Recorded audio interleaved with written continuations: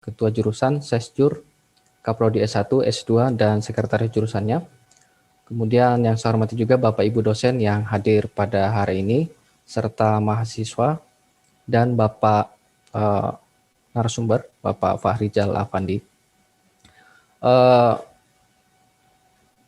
Pertama-tama mungkin akan kita dengar kata sambutan dari Bapak Dekan Fakultas Hukum UPN Veteran Jakarta, Bapak Dr. Abdul Halim. Dipersilahkan Pak Abdul Halim.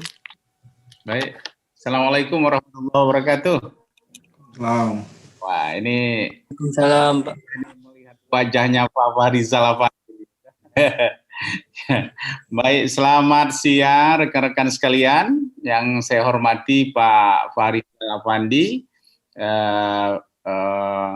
PhD. Kemudian rekan-rekan dari dosen UPN Veteran Jakarta dan juga tentunya adik-adik mahasiswa yang tercinta.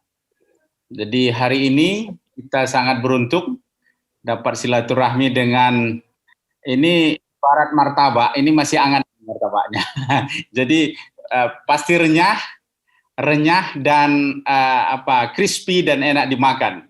Jadi saya pikir materi-materinya juga seperti itu.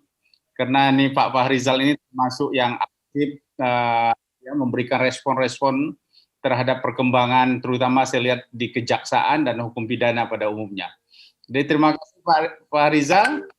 Saya sempat dulu mendatangi rumahnya di Leiden, tapi sekarang saya lihat sudah diratakan itu tempatnya Pak Fahrizal dulu ya.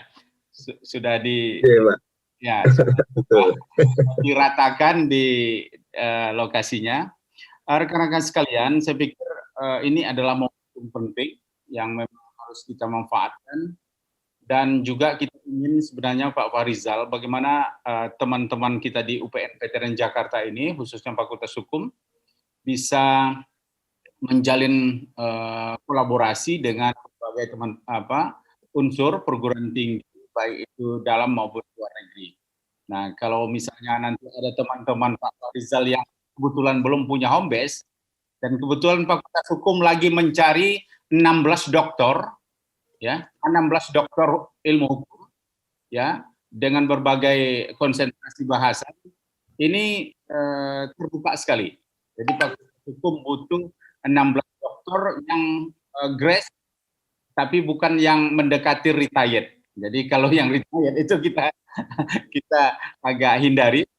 Jadi mungkin melalui jaringan Mas Fahrizal, ya, bisa disampaikan di Eropa, ya, Belanda dan sekitarnya, ada mungkin di Utrecht atau di Belgia atau dan lain-lain. Kita welcome sekali, dan nanti ini kita harapkan memperbesar daripada jaringan dan juga meningkatkan kompetensi dan penguatan kelembagaan Fakultas Hukum UPN Veteran Jakarta. Nah, dan Pak Fahrizal ini saya sampaikan juga bahwa kita sedang menyiapkan program doktor. Jadi kita sedang menyiapkan itu mungkin tanggal 26 atau tanggal 27 atau tanggal berapa Pak Weni ya, itu Pak Fahrizal kembali kita minta untuk memberikan semacam bandingan antara kurikulum S3 di Indonesia, Fakultas Hukum, ya, mungkin juga di rumahnya Pak Fahrizal di Brawijaya, dengan Leiden, dengan universitas di sekitar sana. Jadi saya pikir ini hari ini kita berbincang-bincang dengan sangat renyah, saya pikir materinya renyah dan enak dikonsumsi, karena beliau ini sangat up to date kajian-kajiannya. Berbeda kalau kita mengundang yang profesornya sudah agak sepuh, itu biasanya agak susah mencernanya. Dengan bahasa yang lugas ini kita harapkan nanti adik-adik mahasiswa bisa jadi kesempatan untuk meningkatkan kompetensi. Dan pada kesempatan ini juga Pak Beni, tolong nanti Pak Fahrizal ini diajukan surat permohonan agar beliau ini berkenan mengajar di S3 atau S2 atau dan S3. Jadi Pak Beni jangan lupa itu. Kita butuh teman-teman dari Leiden, dari Utrecht, dari berbagai universitas di Eropa dan Australia untuk penguatan kelembagaan kita. Demikian saja, saya pikir sekedar sambutan selamat datang dan selamat bergabung pada Zoom ini, Pak Farizal. Nanti saya minta adik-adik mahasiswa juga jangan malu-malu bertanya. Nanti kalau pertanyaannya kurang susah dipahami, nanti akan dengan ilmunya Pak Farizal Afandi itu akan mudah ditangkap. Walaupun mungkin nanti penyampaiannya kurang jelas misalnya. Saya pikir itu. Terima kasih moderator, dan terima kasih Pak Beni yang menginisiasi ini, dan juga rekan-rekan sekalian. Kita akhiri. Assalamualaikum warahmatullahi wabarakatuh. Waalaikumsalam warahmatullahi wabarakatuh. Baik, terima kasih Pak Dr. Abdul Halim. Untuk selanjutnya kita akan bersama-sama menyimak presentasi dari Bapak Fahrizal Afandi, PhD. Namun sebelumnya terlebih dahulu saya bacakan kurikulum vitae dari beliau. Baik, nama beliau adalah Fahrizal Afandi, kemudian instansi Fakultas Hukum Universitas Brawijaya, S1 dari Fakultas Hukum Brawijaya, S2 Fakultas Hukum Brawijaya, kemudian S3 dari Fakultas Hukum Belanda di Leiden. Kemudian riwayat pengajaran hukum pidana, hukum acara pidana, tindak pidana dalam KUHP, dan lain sebagainya. Kemudian di sini beliau menjadi reviewer atau mitra bestari di lebih dari 10 jurnal. Kemudian penghargaan yang pernah didapatkan adalah lulusan terbaik program Pascasarjana Ilmu Hukum Universitas Brawijaya. Kemudian The Right Livelihood Junior Scientist, The Right Livelihood College dari Bonn University, Jerman. Kemudian riwayat pemberian keterangan ahli ada beberapa. Kemudian anggota profesi dari Asosiasi Sosial Legal Indonesia, Masyarakat Hukum Pidana, dan banyak sekali riwayat organisasi lainnya yang tidak bisa saya sebutkan satu persatu. Kemudian ada juga karya ilmiah berupa buku yang diterbitkan di Cambridge, ada juga di Leiden Institute Law School, kemudian karya ilmiah di berbagai jurnal, dan karya ilmiah atau opini di media cetak maupun media elektronik. Baik, untuk mempersingkat waktu, saya persilahkan Pak Fahrizal untuk menyampaikan paparannya. Silakan, Pak.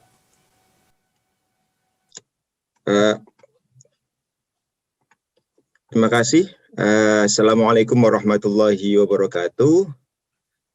Salam sejahtera bagi kita semua. Yang saya hormati Bapak Dekan, Bapak Dr. Abdul Halim, yang saya muliakan Pak dosen, ada Pak Ketua Magister Ilmu Hukum yang juga rekan di Mahupiki, Pak Beni Harefa. Kemudian selain Pak Halim yang pernah ke rumah saya di Leiden, itu ada juga yang pernah ke rumah dari UPN, namanya Pak Heru Sugiono. Nah, ini Pak Heru ini sudah lama tak jumpa juga. Jadi kalau ke UPN itu kayak banyak saudara saya di sana. Jadi seperti apa, lembaga kedua selain Brawijaya kalau di Indonesia. Dan saya merasa terhormat bisa diundang di kuliah umum pada kali ini. Ini setelah bertahun-tahun, mungkin ini format webinar atau pertama kali yang saya memberikan kuliah ya. Saya ngajar terakhir itu tahun 2013, memberikan kuliah ke mahasiswa. Jadi sudah cukup lama, 7 tahun. Pak, ini sebelum Brawijaya meminta saya memberikan kuliah, ternyata UPN sudah mendahului.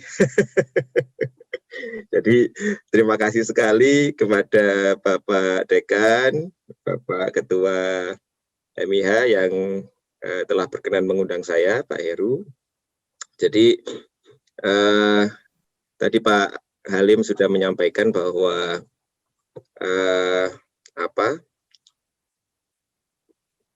salah satu agenda dari kepemimpinan beliau adalah mengembangkan UPN Veteran Jakarta ini menjadi lembaga akademik yang bereputasi dan memiliki rekam jejak yang bagus begitu ya.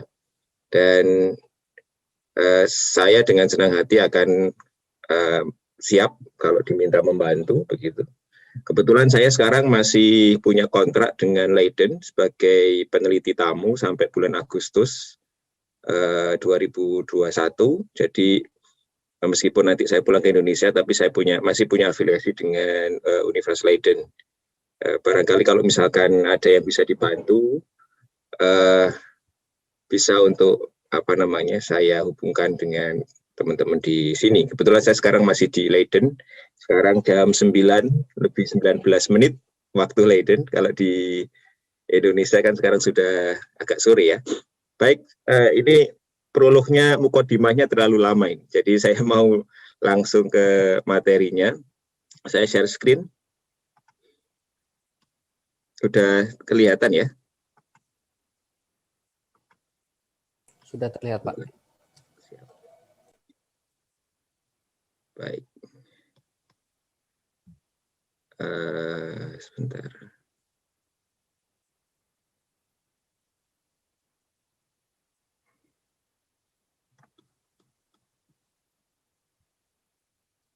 Sebentar.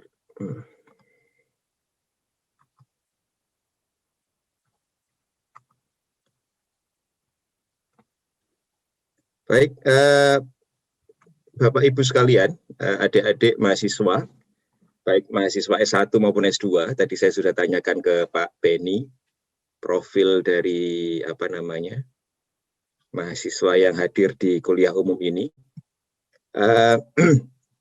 Dalam kesempatan kali ini, saya akan menyampaikan materi tentang salah satu kajian saya. Jadi kajian saya itu tentang sistem peradilan pidana di negara-negara pasca rezim otoriter, begitu. Saya mengambil kasus salah satunya di Indonesia. Saya fokus status di Indonesia, tapi ada salah satu bagian di disertasi saya juga melakukan komparasi dengan negara-negara yang memiliki masalah serupa dengan Indonesia. Jadi jangan khawatir, kita tidak sendirian yang punya masalah. Kita juga, negara lain juga punya masalah yang serupa, bahkan lebih pelik daripada negara kita. Jadi kita juga bisa saling belajar bagaimana mereka menyelesaikan masalahnya dan bagaimana kita mengakomodir beberapa konsep mereka. Ini waktu saya sampai jam berapa ya, Mas Aji? Atau berapa lama ya?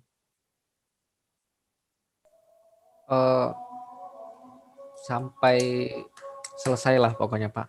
Oh, sampai selesai. Ya. Baik, nanti tapi ada tanya jawab ya? Ya, ada sesi diskusinya, Pak. Oke, siap. Jadi saya menyampaikan soal peradilan pidana di negara-negara di pasca rezim otoriter. Mana ini? Oke. Jadi pertama-tama kita harus paham dulu bagaimana model studi sistem peradilan pidana. Jadi model studi sistem peradilan pidana itu biasanya kan kalau di Indonesia penguasa dalam tanda kutip ya, yang punya fokus kajian sistem peradilan pidana itu kan kebanyakan orang hukum. Ya, didominasi orang hukum dan hukum pidana. Itu biasanya di Indonesia begitu. Kalaupun ada selain orang hukum, itu kita bisa temukan di kriminologi, di jurusan kriminologi. Tapi kalau di sini, di Leiden, kemudian di luar, di negara-negara lain selain Indonesia, itu sistem peradilan pidana itu masuk di studi yang multidisiplin. Jadi tidak hanya studi tentang hukum pidana, hukum acara pidana saja, tapi juga multidisiplin. Makanya ini juga termasuk bagian dari studi sosiolegal. Tadi disampaikan bahwa saya juga aktif di kajian sosiolegal. Kalau adik-adik mahasiswa searching di YouTube misalnya tentang metodologi penelitian sosiolegal, saya beberapa kali diundang di banyak universitas untuk memberikan materi tentang itu. Jadi materi tentang kajian atau metode penelitian sosiolegal. Sosiolegal itu ibarat tenda besar begitu. Kriminologi juga bisa masuk situ, antropologi hukum juga masuk situ. Sistem peradilan pidana juga termasuk kajian sosiolegal begitu ya. Lah, jadi bagaimana cara mendekati isu sistem peradilan pidana itu tidak bisa hanya didekati dengan pendekatan hukum pidana ansih ya, tapi harus pakai hukum acara pidana, hukum pidana dan hukum acara pidana ansih, tapi juga harus dikombinasi dengan kriminologi, kemudian ilmu politik, kemudian teori antropologi, sosiologi dan lain sebagainya, kemudian sejarah. Jadi sangat multidisiplin ya. Kenapa? Karena untuk memahami bagaimana konteks dan kondisi criminal justice actors. Criminal justice actors itu sebutan untuk lembaga-lembaga yang memiliki tugas dan fungsi di dalam sistem peradilan pidana. Seperti apa? Seperti polisi, jaksa, hakim. Itu sebutannya biasanya di banyak literatur itu sebagai criminal justice actors begitu ya. Nah, fokusnya apa? Fokus studi sistem peradilan pidana itu melihat sistem peradilan pidana sebagai lembaga ya, lembaga yang mengelola administrasi sistem peradilan pidana. Jadi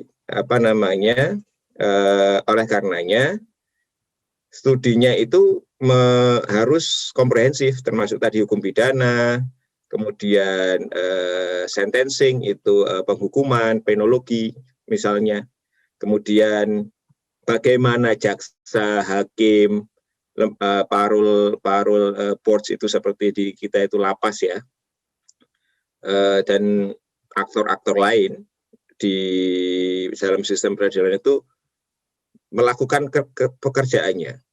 Ya, jadi studi sistem peradilan pidana itu kita sudah melihat bagaimana sih mereka bekerja, gitu. Bagaimana sih mereka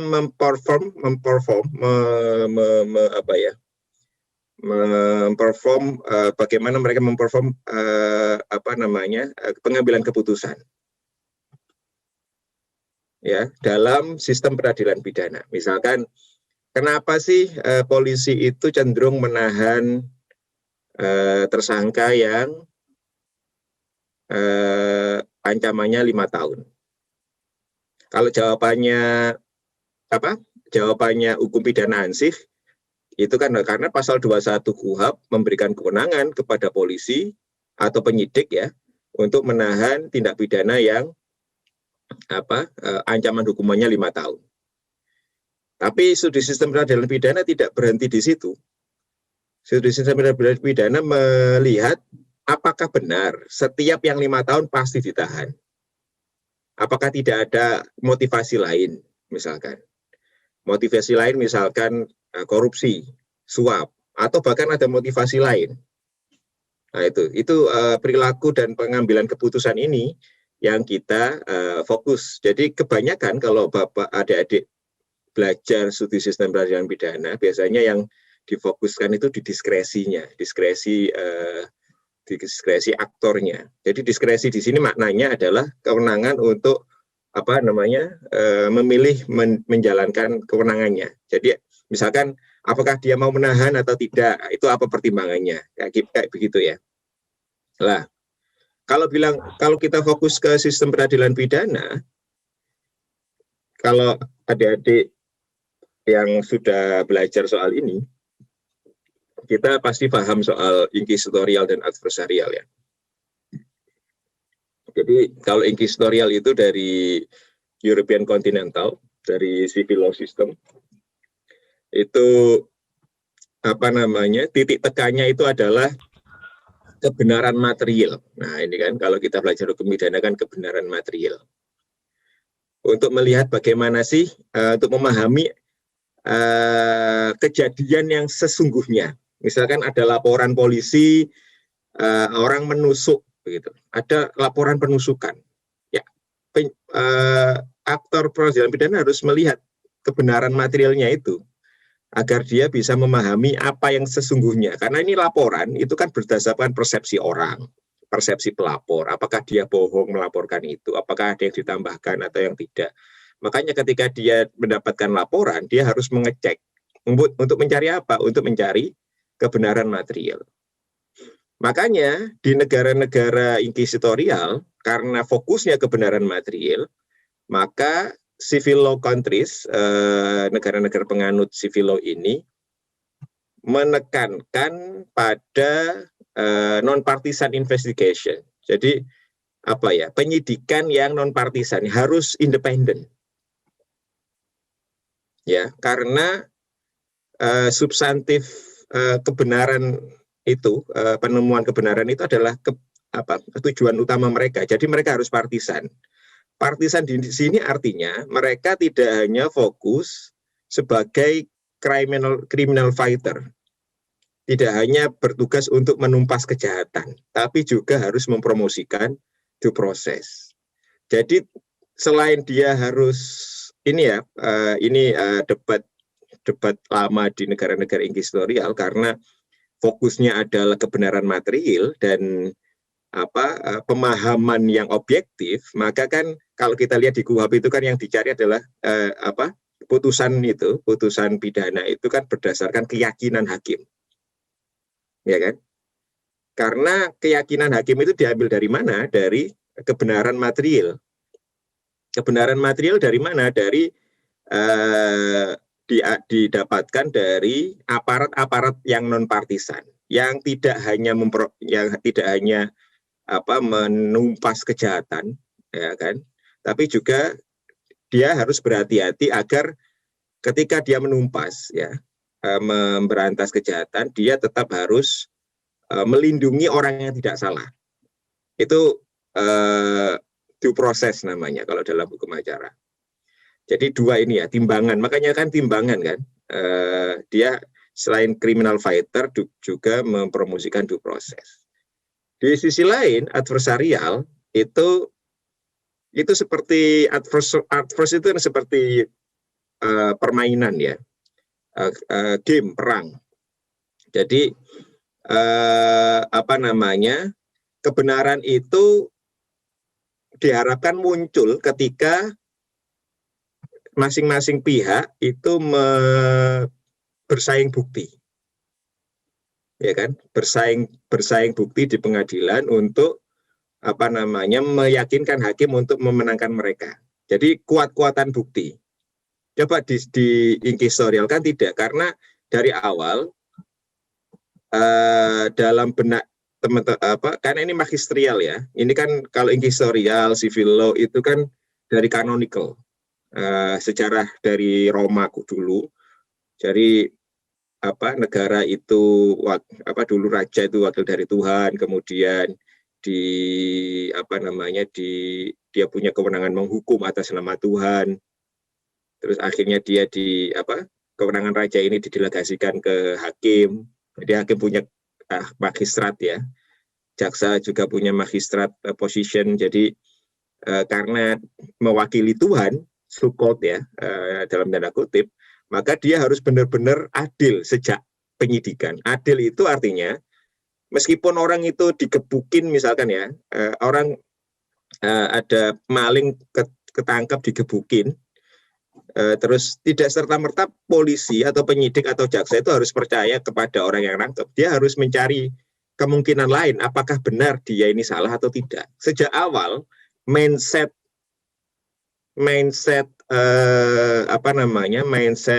penyidik itu harus non partisan. Jadi kalau misalkan di negara inquisitorial ada penyidik bilang ya nanti kita buktikan di pengadilan itu salah atau tidak, itu kalau gitu mindsetnya sudah adversarial. Paham ya kira-kira ya. Jadi mindset ini harus dipunyai oleh criminal justice actors di tahap awal, sejak tahap awal, karena mereka magistrat. Tapi ada masalah nanti di Indonesia. Tapi ini teorinya inquisitorial begitu.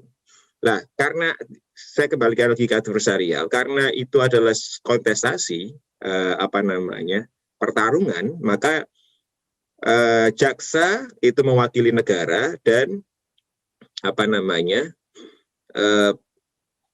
pengacara di sisi lain itu mewakili apa namanya tersangka, begitu ya.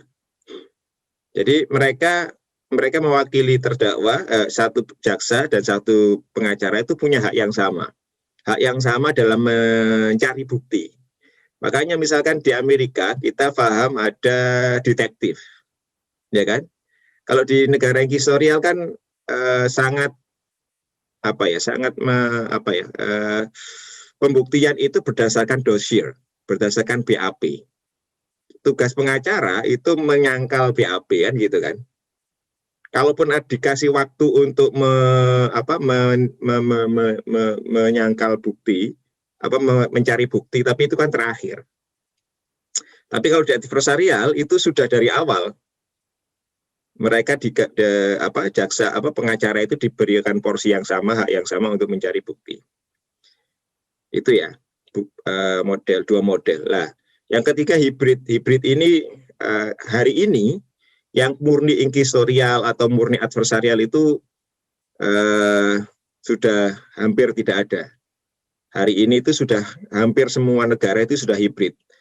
Di negara Eropa, misalkan di Belanda, itu juga sudah beberapa mengadopsi adversarial. Misalkan hak untuk didengarkan tersangka didengarkan mendapatkan bantuan hukum itu kan adversarial, itu sudah sejak awal. Jadi sudah hibrid. Di adversarial pun sama, juga beberapa mengadopsi konsep-konsep inkuisitorial, sudah banyak hibrid. Nah, terus bagaimana kita melihat sistem peradilan pidana? Kalau yang sudah pernah lihat pernah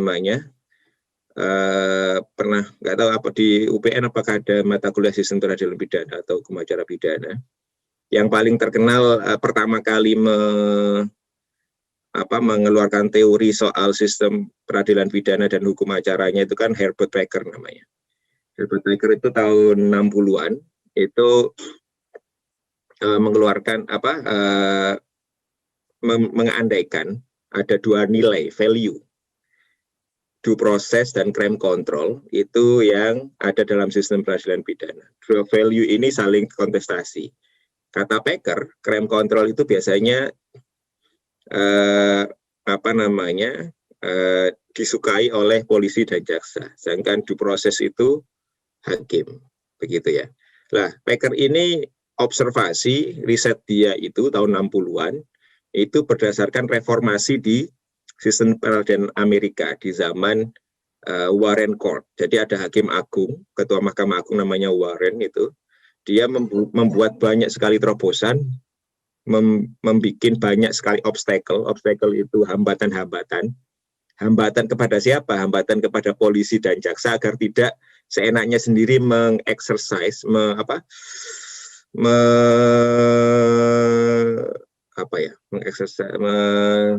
menggunakan kewenangannya, ya. Jadi dikenali banyak sekali obstacle itu namanya due process. Lah, tapi dua ini Baker ini due process dan crime control ini Baker berpandangan bahwa ini harus dalam framework rule of law. Jadi baik jaksa, polisi, hakim yang memiliki dua value ini tidak boleh melanggar hukum. Paham ya? Jadi ketika dia memberantas kejahatan, crime, mengontrol kejahatan, crime, itu dia tidak boleh melanggar hukum acara. Begitu pula ketika hakim memutus kalau di kita pra peradilan juga tidak boleh melanggar hukum acara, begitu ya. Procedural justice lah intinya begitu. Rule of law. Lah, dalam perkembangannya teori Baker ini banyak dikritik, kemudian ada yang nambahkan, ada yang mengurangi, begitu ya. Ada Griffith soal family model, kemudian ada Fionda, ada banyak teori, ada Michael King, kemudian ada banyak lah. Tapi yang ini saya kemudian mencoba mengakomodir beberapa teori ini. Kemudian mencoba mengkombinasi begitu ya untuk melihat sistem peradilan pidana di negara-negara pasca otoriter.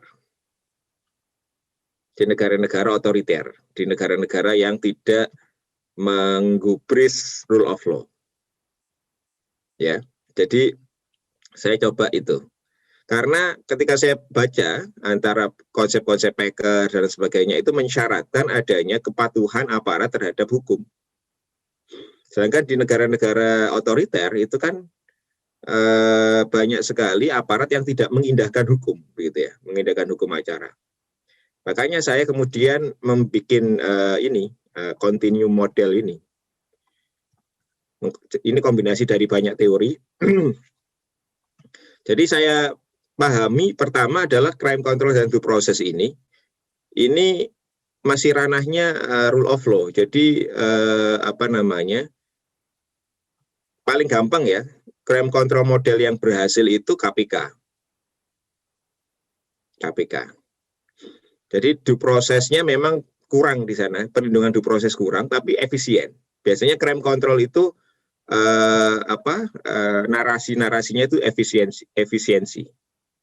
Ya kan, support kepada penyidik, penuntut umum, kemudian high conviction rate, jadi conviction rate-nya tinggi. Yang diunggul-unggulkan itu biasanya conviction rate itu angka keberhasilan penuntutan. Jadi misalkan ada 100 kasus, 99 kasus jaksa menang, itu conviction rate-nya 99%. Nah, itu crime control model. Nggak ada yang salah, crime control atau due process itu nggak ada yang salah menurut saya ya. Saya berbeda dengan banyak teoritis sistem peradilan pidana yang ngomong misalkan dari authoritarian itu cenderung crime control daripada due process. Saya berpandangan tidak seperti itu. Crime control baik crime control maupun due process itu menurut saya itu bayangan ideal gitu ya. Nah, kalau negara-negara otoriter biasanya pakai yang political order model atau bahkan family model. Family model ini Griffith ya, dipopulerkan di Indonesia oleh Profesor Saetapi, Prof. Muladi, kemudian Prof. Marjono juga. Jadi negara itu ibaratnya orang tua. Ya kan? Karena negara orang tua dia bisa menghukum anaknya sesuai dengan kebijaksanaannya begitu ya. Tapi family model ini banyak dikritik sebagai model yang utopis. Bagaimana mungkin ada negara yang bisa seperti itu? Karena family model itu mensyaratkan adanya expertise gitu ya. Jadi penyidik ya harus punya kemampuan begitu ya. Kalau tidak hati-hati, family model itu biasanya jatuhnya ke political order model. Jadi sistem peradilan pidana itu digunakan untuk kepentingan politik, menghukum mengkriminalisasi lawan politik, mempidana yang tidak sependapat dan lain sebagainya. Iya, ini nanti kita bisa diskusikan lah. Karena saya tadi judulnya negara-negara pasca otoriter, jadi karakteristik negara pasca otoriter. Kalau otoriter itu kan pasti sentralistik, kemudian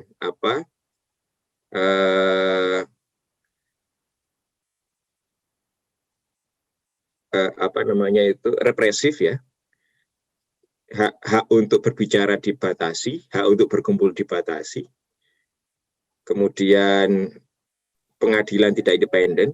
Nah, itu biasanya karakteristik negara-negara otoriter, termasuk di kita dulu zaman Orde Baru kan begitu. Lah, bagaimana melihat negara itu sudah pasca otoriter? Tapi dari ini ya, biasanya ada amandemen konstitusi. Di amandemen konstitusi itu ada perubahan sistem politik menjadi lebih demokratis. Perubahan sistem pemilu, biasanya political scientist itu menandai perubahan rezim itu dari otoriter ke tidak itu dari perubahan sistem pemilu.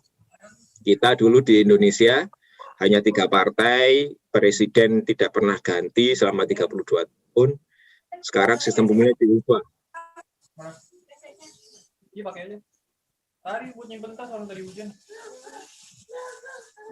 Bisa di-mute nggak ya? Oke. Jadi itu ya perubahan sistem pemilu. Kemudian ada usaha penguatan rule of law, penguatan jaminan hak asasi manusia dan jaminan independensi peradilan yang sebelumnya di negara di masa otoriter itu tidak ada. Ini karakteristiknya. Nah, negara pasca otoriter yang salah satu yang saya kaji adalah Chili dan Brazil. Kenapa Chili dan Brazil saya pelajari? Karena sama-sama dengan Indonesia mengadopsi sistem inquisitorial. Warisan kolonial Spanyol kalau di Chili, kalau di Portugis itu Brazil. Sama-sama pernah dikuasai rezim militer. Kalau kita di Orde Baru 32 tahun rezim militer Orde Baru zaman Pak Harto. Kalau di Brazil juga sama 64 sampai 85, Chili 73 sampai 90. Negara rezim maksudnya memiliterisasi polisi dan jaksa. Sama kan dengan di Indonesia? Tidak ada independensi pengadilan. Sama juga di Indonesia tahun Orde Baru, zaman Orde Baru. Bahkan di Brazil dan Chili, kalau ada aparat yang tidak sejalan dengan rezim, misalkan dia disuruh megang perkara yang kaitannya dengan politik, kemudian dia tidak menghukum political opponentnya rezim, itu bisa dipidana. Nah, pasca rezim militer, menurut ini, Michel ini 2018 cukup lumayan anget ini. Setelah rezim militer jatuh, mereka pertama kali yang dilakukan pasti merubah konstitusi ya. Kemudian hukum acara pidana juga direvisi. Kemudian mereka juga melakukan penataan kelembagaan sistem peradilan pidana, jaksa, polisi, hakim ditata lagi, dikasih independensi. Bahkan mereka mengadopsi konsep adversarial. Yang penataan kelembagaan ini termasuk mereka memperkuat yang namanya Rechter komisaris. Hakim komisaris kalau di Indonesia. Karena kan kuncinya inquisitorial itu kan ada di pengawasan hakim. Makanya kalau upaya paksa itu disebut pro justisia. Nah, tapi kalau di kita kan pro justisia itu kan polisi. Ya kan? Pro justisia itu artinya harus diawasi hakim. Kalau pro justisia kopnya tapi nggak pernah diawasi hakim itu pro justisia, bukan pro justisia. Ya kan? Tapi kan kita masalahnya ada di KUHAP ya. Itu masalah kita. Kemudian konsep adversarial ini menarik, ada private prosecutor, jaksa partikelir. Ini di Amerika Latin lagi dibangun itu. Jadi kejaksaan itu nggak hanya jaksa penuntut umum, tapi juga ada jaksa swasta. Jadi korban kalau tidak puas dengan dengan jaksa, dia bisa jaksa penuntut umum di mana oleh negara, dia bisa mengajukan ke pengacara yang ditunjuk sebagai jaksa. Ada juga juri juga diadopsi di Chili dan Brazil. Jadi menarik kalau lihat sistem peradilan pidana di negara-negara lain. Nah ini yang hobi drakor ya. Saya ambilkan satu di Korea Selatan. Oke. Sama, inquisitorial. Jadi kalau Anda pengen, tadi Pak Halim kan mendorong agar internasional. Kita belum punya ahli hukum Korea Selatan. Kalau ada kan lumayan, jangan hanya lihat drakornya saja, tapi pelajari juga hukumnya. Kan menarik juga itu. Korea Selatan itu inquisitorial, karena dia pernah dijajah Jepang sampai 1920 kalau nggak salah ya, sampai 1945.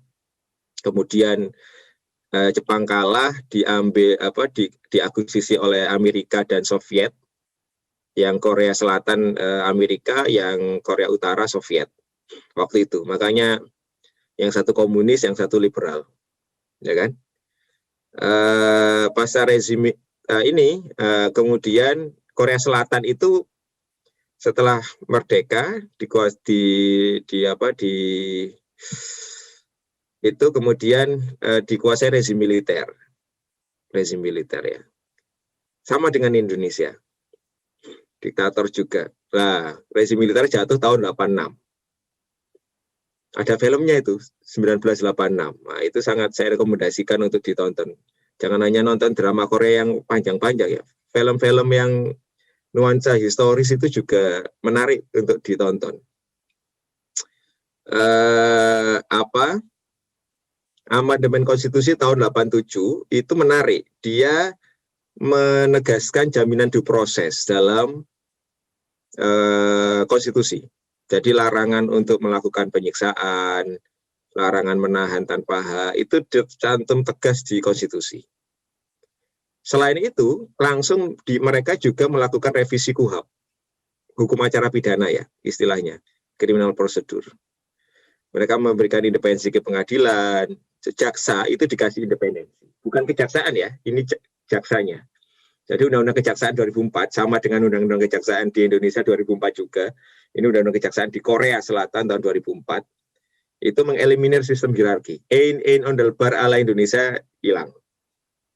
Kemudian ada larangan intervensi terhadap proses persidangan perkara pidana. Tahun 2009 mereka mengadopsi beberapa konsep adversarial. Mereka mengenalkan konsep juri. Nanti kalau mau baca, banyak di googling saja. Bahkan pemerintah Korea Selatan itu menawarkan banyak beasiswa bagi adik-adik yang mau belajar soal hukum di sana. Bukan soal hukum ya, apapun. Coba dilihat di websitenya, itu kan banyak. Jadi ada beberapa tawaran postdoc, mungkin bagi Bapak Ibu dosen di UPN yang pengen studi di Korea Selatan. Bagus juga, karena sistem hukumnya sama. Pernah punya pengalaman serupa dengan Indonesia. Kalau dikomparasi juga menarik, sama-sama di Asia. Lah, bagaimana di Indonesia? Indonesia kita tahun 98 reformasi, rezim militer jatuh, ada amandemen konstitusi, amandemen undang-undang dasar, ada penguatan kekuasaan kehakiman, jaminan hak asasi manusia diatur di pasal 28A sampai berapa F atau D itu. Tapi saya baca tidak ada pasal khusus terkait jaminan due process. Ini yang nggak ada. Beda dengan di Korea Selatan yang ada. Kemudian saya bandingkan juga dengan kita pernah punya Undang-Undang Dasar sementara 50. Itu sangat progresif menurut saya. Di situ jaminan due process itu tegas. Beda dengan yang Undang-Undang Dasar amandemen yang ini. Bedanya lagi KUHP masih pakai produk zaman Orde Baru. Jadi tidak direvisi, belum direvisi. Beda dengan di pengalaman Korea Selatan, Amerika Latin yang ketika revolusi, ganti rezim otoriter mereka langsung mereformasi KUHP, kita tidak. Jadi kita bisa pahami ya, hari ini kenapa tidak jauh beda dengan di zaman Orde Baru, karena ada beberapa simpul kunci yang masih sama. Kemudian desain kelembagaan aparat masih sama juga. Budaya militer masih dipertahankan di kepolisian dan di kejaksaan. Tidak ada jaminan independensi di Undang-Undang Kejaksaan maupun kepolisian. Jaksa Agung pun masih sebagai anggota kabinet. Ini ya. Catatan penutup saya, desain sistem politik berpengaruh pada reformasi sistem peradilan pidana. Itu catatan saya dari komparasi dari beberapa banyak negara. Kemudian tendensi otoritarianisme masih ada meskipun di negara-negara pasca otoriter. Makanya pasca otoriter bukan berarti tidak otoriter, gitu kan. Kalau saya bilang ini pasca otoriter, Indonesia pasca otoriter, bukan berarti sekarang tidak otoriter, begitu ya. Dari komparasi tadi yang bisa kita petik adalah penting untuk merubah hukum acara pidana. Penting. Sangat penting. Penguatan kontrol upaya paksa dan mekanisme komplain harus diatur secara tegas. Kalau misalkan ada salah tangkap, itu bagaimana komplainnya? Ini kan hari ini kan lemah sekali. Pra-peradilan itu lemah sekali. Karena desainnya memang dibuat lemah tahun 81. Akuntabilitas dan transparansi aparat penegak hukum masih rendah. Dan yang terakhir ini yang harus dipromosikan di kampus ya, studi dan riset sistem peradilan pidana multidisipliner harus terus dipromosikan. Jadi jangan khawatir untuk melakukan riset-riset soal perilaku aparat. Nah, karena sistem peradilan pidana tadi kan kuncinya adalah kita melihat bagaimana perilaku aparat di lapangan. Kita tidak hanya meneliti soal normatif, tapi juga meneliti soal konteksnya, begitu. Terima kasih. Semoga ada yang tanya. Demikian dari saya ya. Assalamualaikum warahmatullahi wabarakatuh.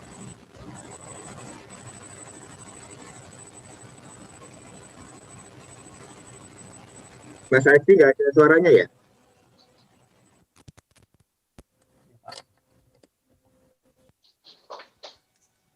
Halo, cek. Ya, jelas kok. Ya, baik. Terima kasih Pak Rizal Afandi PhD atas paparannya yang sangat luar biasa. Kesempatan selanjutnya saya berikan untuk mahasiswa atau Bapak Ibu dosen yang ingin berdiskusi langsung dengan Bapak narasumber kita, Pak Rizal. Mungkin ada yang ingin bertanya? Saya persilahkan.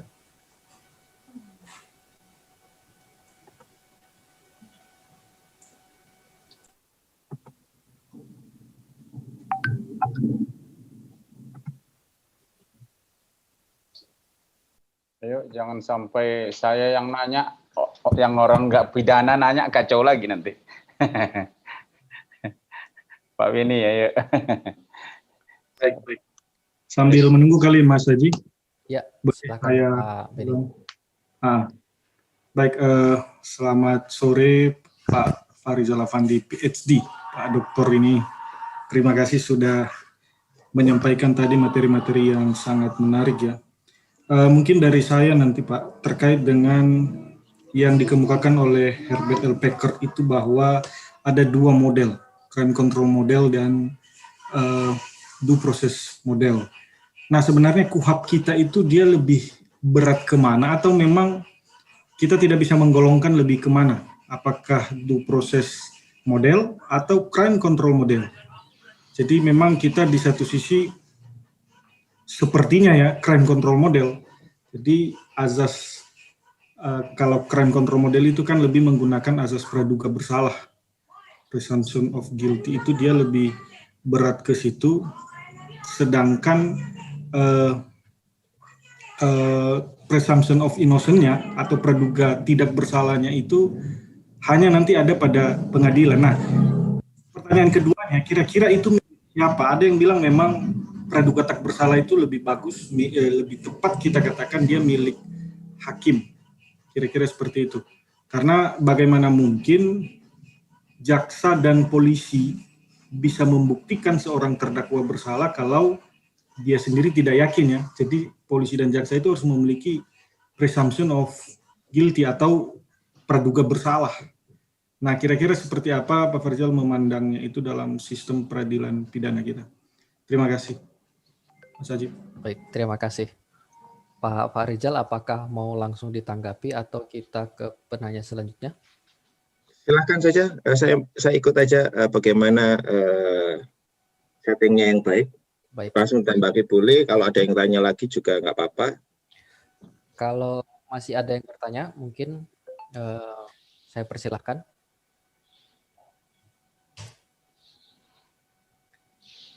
Mungkin sepertinya langsung ditanggapi ya Pak Rizal. Baik. Terima kasih Pak Dr. Beni Hareva. Jadi soal Packard crime control dan due process ya. Kita masuk yang mana? Kalau tadi saya lihat pakai continuum process model ya, yang saya paparkan tadi di slide saya itu kan continuum ya. Continuum itu tidak ada satupun negara yang stick dalam satu kasus, bisa satu proses, bisa crime control begitu. Saya juga pernah tanya itu ke profesor di sini di Belanda. Belanda itu lebih crime control atau due process? Mereka jawab dua-duanya. Menarik kan jawabannya. Ini juga yang mengusik saya kemudian menekuni soal ini adalah soal praduga bersalah dan praduga tak bersalah. Tadi saya bilang kan, kalau inquisitorial, ya kan, saya jawab dulu KUHP-nya. KUHP lebih kemana? KUHP didesain pada zaman Orde Baru. Rezim otoriter. Saya bilang kalau kita melihat sistem peradilan pidana secara holistik, ya, kita harus lihat bahwa KUHP itu undang-undang legislasi produk pemerintah, produk legislasi. Kalau kita baca memori Van Tolechting, draft-draft RKUHP tahun 78, 79, 73 sampai ke 81, itu memang banyak perubahan. Tahun 78, 79 itu kita masih bisa tahu ada konsep hakim komisaris. Tapi tahun 74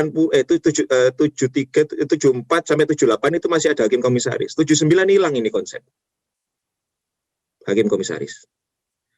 Kemudian itu hampir aja itu nggak ada kontrol, mekanisme kontrol untuk aparat itu nggak ada. Kalau tidak dikomplain oleh teman-teman LBH, Bang Buyung Nasution waktu itu yang memimpin komplainnya ke DPR, akhirnya dipilihlah pra-peradilan. Pra-peradilan ini konsep yang paling lemah sebenarnya daripada hakim komisaris. Ya, karena dia pasif, tidak aktif, ya. Dan tidak bisa mengontrol upaya paksa secara komprehensif. Kalau saya lihat selama desain KUHP ini lebih ke crime control dan political control model. Coba pengambilan keputusan dalam KUHP. Penyidik itu mengambil keputusan atau kasat sersenya. Jaksa penuntut umum itu apakah dia yang menentukan tuntutannya ataukah atasannya, kasih atau kajari atau jaksa agung. Kalau crime control betulan, itu harusnya diskresi itu ada di operator, di jaksanya, di polisinya. Ini kan enggak. Sudah bagus itu kalau crime control menurut saya. Due proses ya enggak ada. Saya kira ada pra-peradilan tapi kan itu sangat limit ya. Tapi ada beberapa yang berusaha untuk menegakkan due proses. Tapi kita lihat pra-peradilan. Berapa perkara yang dari 100 perkara pra-peradilan itu risetnya SCGR ya, tahun 2012 atau 2014 saya lupa. Di Jakarta saja, nggak usah yang di daerah. Dari banyak perkara, dari 100 perkara yang dikabulkan hanya 1 atau 2 pra-peradilan. Terus apa fungsinya pra-peradilan? Due proses itu kan obstacle, hambatan agar tidak sewenang-wenang. Nah ini soal yang desain KUHP ya. Kalau saya ngomong KUHP ini desainnya memang tidak due proses. Desainnya itu lebih ke political order model dan crime control. Jadi arahnya ke sana terus. Ya kan? Coba penyidik independen, benar kah penyidik independen? Tidak. Yang tanda tangan di penangkapan siapa? Kasat, Serse, atau Kapolres, toh? Atau kalau dia direktur. Direktur atasannya siapa? Itu kan sangat militeristik. Ke Kapolri bawahnya siapa? Presiden. Jaksa juga sama, presiden. Ya enggak? Desainnya begitu, mana ada. Kalau KUHP yang di Belanda, itu yang desainnya beda, nggak militeristis. Jadi jaksa itu menentukan sendiri, apakah ini bisa saya naikkan atau tidak. Kasus ini saya hentikan atau tidak. Ya kan? Makanya jaksa independen. Jaksanya independen. Bukan kejaksaannya ya, jaksanya independen. Dia ada handlebar, tapi dalam hal policy. Tidak boleh disparitas nuntut dengan yang lain. Beda dengan di kita, kan ada rentut, ada rendak. Gitu. Nah, praduga bersalah dan praduga tidak bersalah.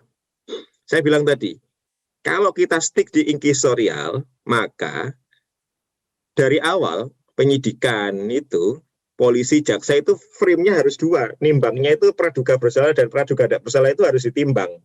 Dua-duanya. Apakah mungkin praduga bersalah dan praduga tidak bersalah itu dijalankan bersamaan? Ini mungkin saja, kenapa tidak?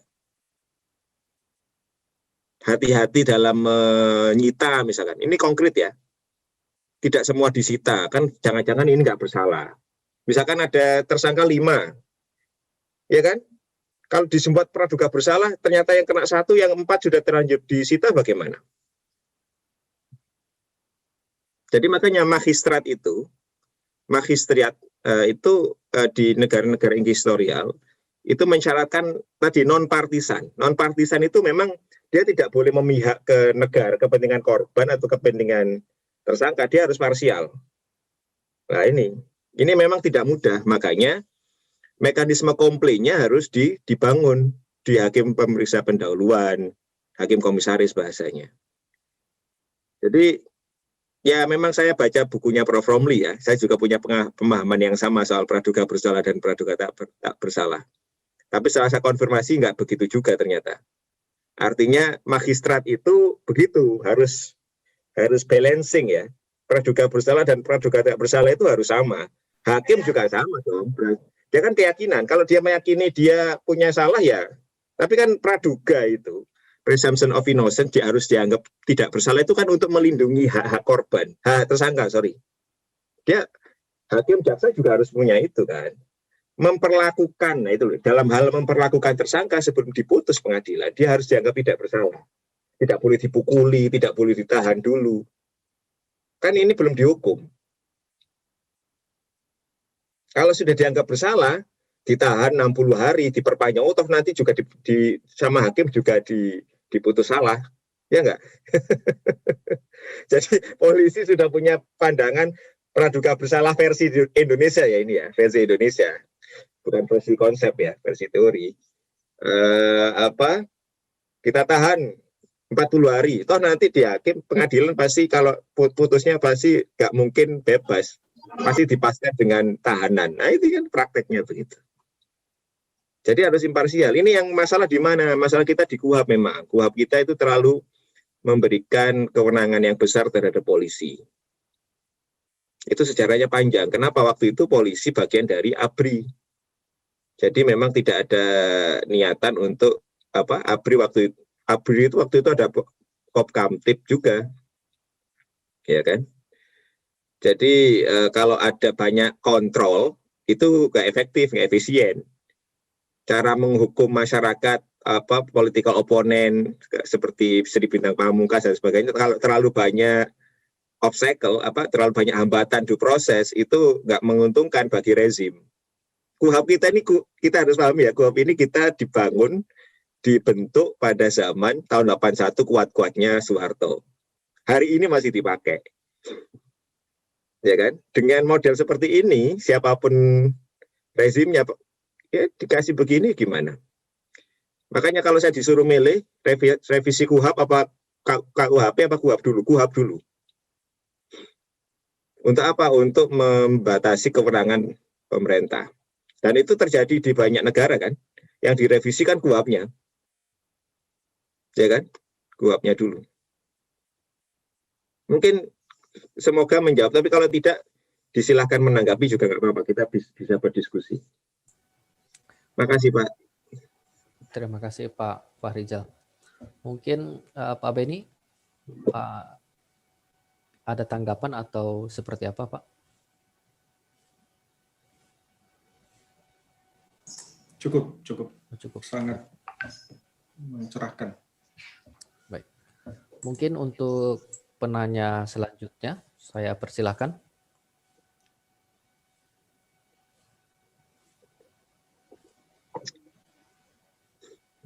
Ini teman-teman S1, S2 ya? Iya Pak, S1 dan S2 di UPN. Oke. Ini ada beberapa jaksa juga di sini. Pak Andi Maulana, silakan. Bu Sri, mahasiswa S2, silakan. Ya, Bapak Ibu, aparat penegak hukum. Saya juga di WhatsApp kemarin. Izin Bapak. Ya, silakan. Pak Saifuddin Lasya. Sebelumnya mohon maaf di tengah keterbatasan pengetahuan kami tentang itu. Kami melihat tadi dari pemaparan Bapak adalah terkait dengan bahasa pembatasan dari kewenangan aparat penegak hukum itu. Sebelumnya mohon maaf Bapak, kami di jalan ini, jadi kalau suara kami terganggu kami mohon maaf. Terkait dengan pembatasan kewenangan dari upaya tadi menyampaikan, mungkin larinya adalah ke revisi daripada KUHAP. Kemudian saya berpikir bahwa sebenarnya kalau berbicara tentang kepentingan politik, kan mereka bang di kalangan legislatif itu, bahkan itu sudah dikuasai oleh bahasa seperti itu. Jadi kemudian saya berpikir bahwa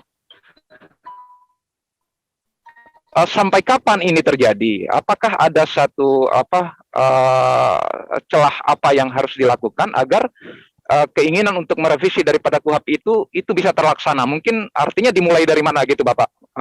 Demikian, saya rasa. Terima kasih. Baik, terima Terima kasih kasih. Pak Sarifudin. Mungkin Pak Farizal bisa langsung ditanggapi, Pak.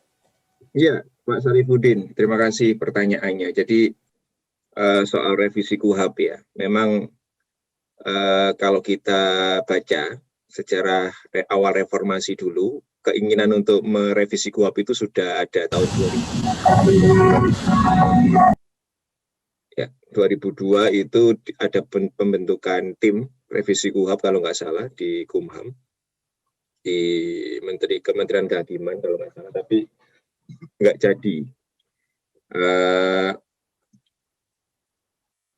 Revisi KUHP ini kan membatasi kewenangan negara ya, membatasi kewenangan negara. Jadi negara itu, kata Max Weber itu kan menunjukkan legitimasinya itu lewat hukuman, ya pidana. Jadi tantangan paling berat itu yang membatasi kekuasaan negara. Bagaimana kita cara membatasi kekuasaan negara? Ya lewat hukum acara, lewat hukum.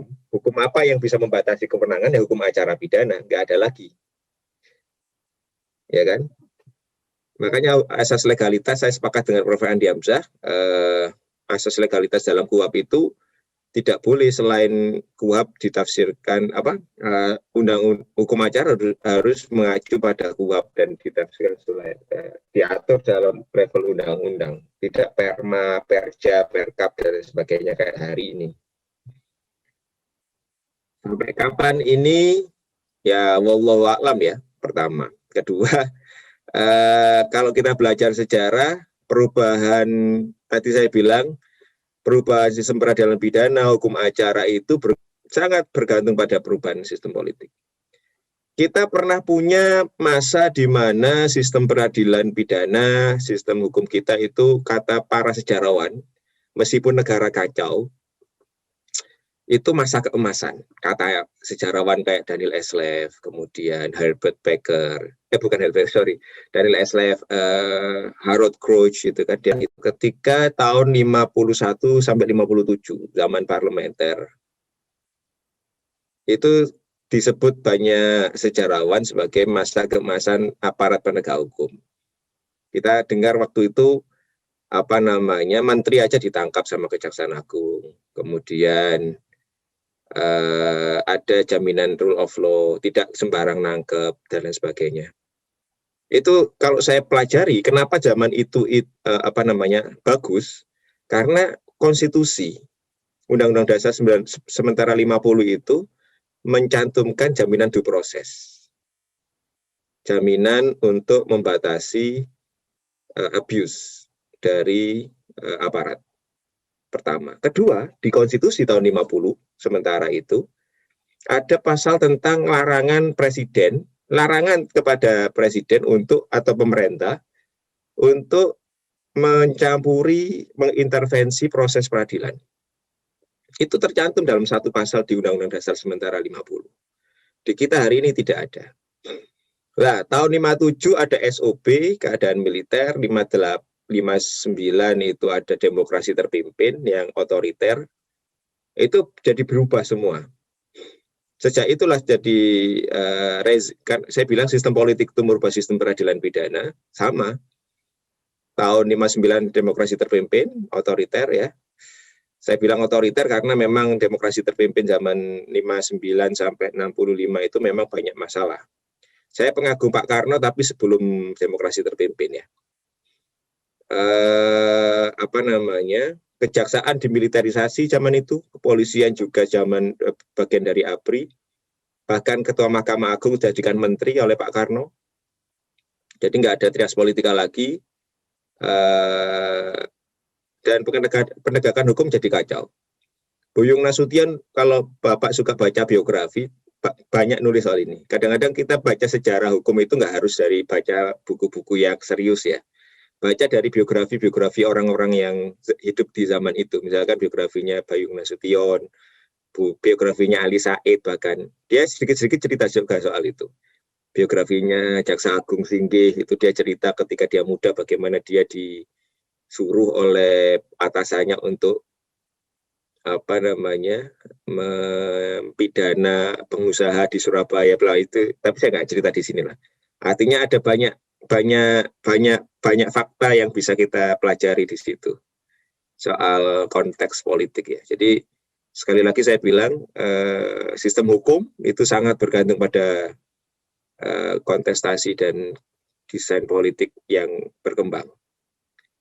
Setiap rezim berubah, biasanya hukum akan berubah. Reformasi kemarin kita berhasil melahirkan KPK, ya kan? Itu prestasi di Indonesia. Pengadilan diberikan independensi, tapi kita lupa untuk menata kejaksaan dan kepolisian. Ini padahal dua lembaga yang sangat vital, ya. Desain jaksa dan kepolisian masih sama. Ya artinya bedanya kalau dulu bagian dari ABRI, sekarang tidak kan begitu. Tapi kalau kita lihat desainnya dengan yang dulu tidak banyak berubah.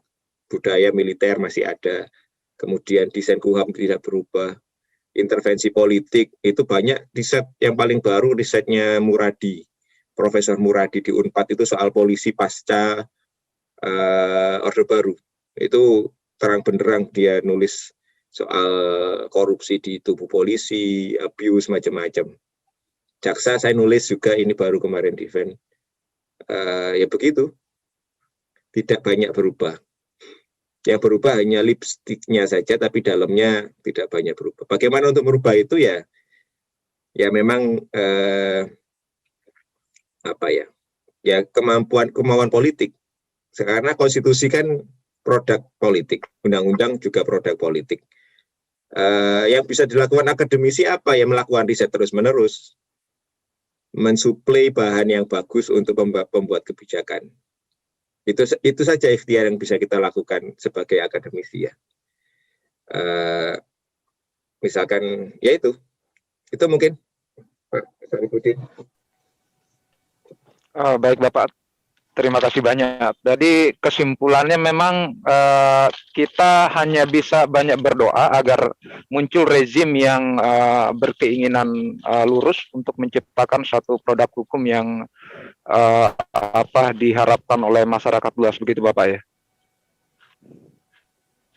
Ya, rezim itu bukan personal ya, maksudnya kita berganti rezim, tapi orang-orangnya tetap sama di dalam pemerintahan juga tidak jauh berbeda. Kita harus mendorong, kalau kita, yang bisa kita lakukan orang hukum yang mendorong rule of law.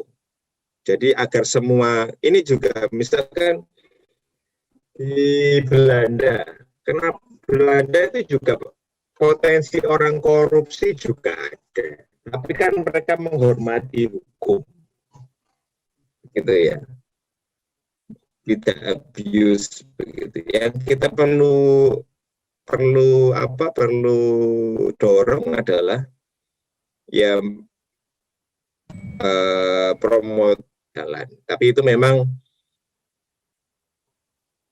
ya tergantung konteks politik dan sebagainya. Dengan kondisi hari ini bagaimana ya akan tetap sama menurut saya, siapapun nanti presidennya dengan desain seperti ini ya. Karena kan kalau kita lihat mulai tahun 2004 itu sama sebenarnya dengan tapi hari ini lebih kentara saja.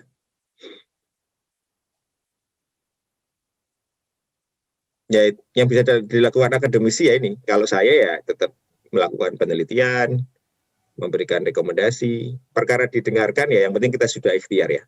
Berdoa penting Pak Sarifudin, tetap berdoa penting, tapi ikhtiar juga penting. Baik Bapak, terima kasih banyak penjelasannya. Baik, terima kasih Pak Fahrizal dan Pak Sarifudin. Mungkin kesempatan selanjutnya masih adakah yang ingin bertanya atau berdiskusi dengan Pak Fahrizal Afandi?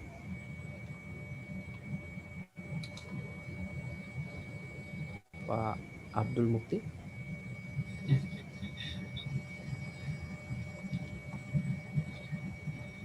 Boleh masuk? Ya, silakan Pak. Baik, terima kasih. Selamat sore Pak Fahrizal. Assalamualaikum.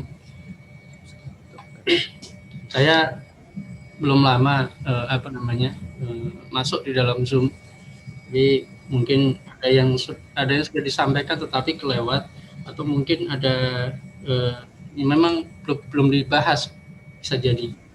Yang pertama adalah mengingat penerapan misalnya Tuhan itu ya, dari kalangan akademik itu barangkali ketika melihat penerapan sudah tidak kompatibel atau tidak sesuai dengan ketentuan undang-undang, terutama konstitusi, karena memang tadi disebutkan bahwa itu produk dari rezim situasi kekuatan otoritarianisme yang kuat gitu. Mungkin maaf, ini suara saya feedback atau enggak? Gimana? Agak Lanjut. putus-putus sih Pak, tapi cukup jelas. Ya. Ya, kenapa tidak ada upaya untuk melakukan langkah-langkah judicial review gitu?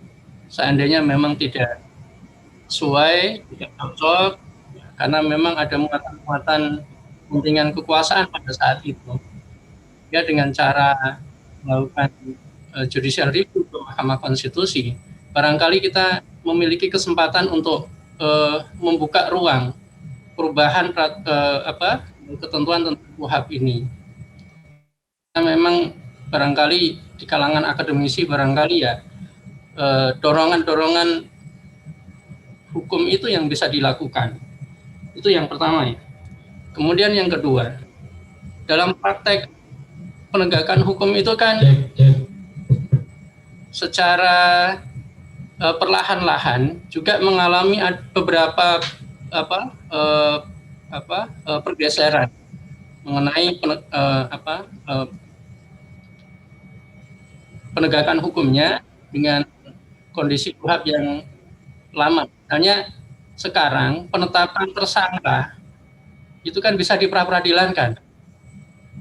Nah, justru itu muncul dari salah satu elemen kekuasaan pada saat itu. Yang mohon maaf karena ini munculnya peradilan kaitannya dengan penetapan tersangka itu kalau tidak salah pada saat calon Kapolri dulu. Dan rupanya ini ketika menggelinding, ini blunder gitu loh Pak. Semua penetapan tersangka di seluruh tanah air itu akhirnya dibawa ke pengadilan. Dan blundernya kemudian pada saat pemeriksaan perkara di pengadilan, justru pokok perkaranya yang diangkat pada saat peradilan itu sendiri. Nah sebenarnya hal-hal yang semacam ini sudah tepat apa belum? Atau jangan-jangan menyimpang begitu. Nah ini yang kedua. Kemudian yang lain adalah dalam ketentuan undang-undang tertentu itu ada hukum acara yang sebenarnya sudah diterapkan. Ada yang berhasil, ada yang tidak berhasil.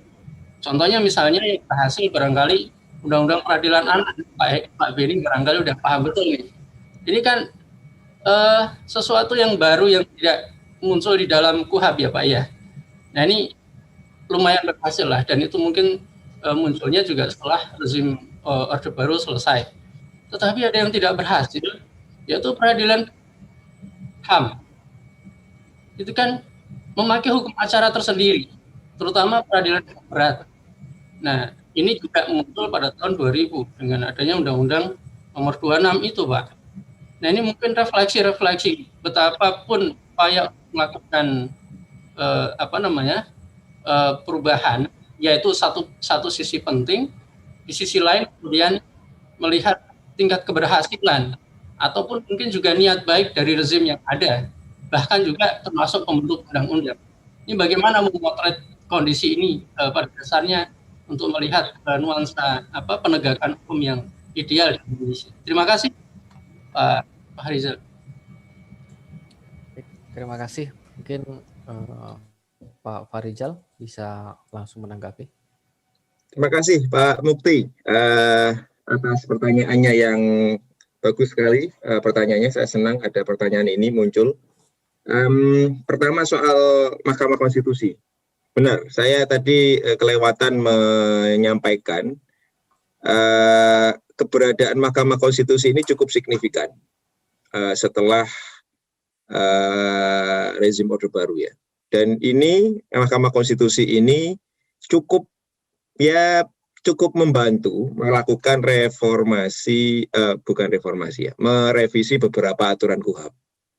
Meskipun saya lihat juga tidak terlalu signifikan, ya, karena saya kumpulkan beberapa dalam riset saya juga mengumpulkan putusan Mahkamah Konstitusi. Sebentar, ada kok. Ada belas. Ya, saya kumpulkan mana ya? Oh ini.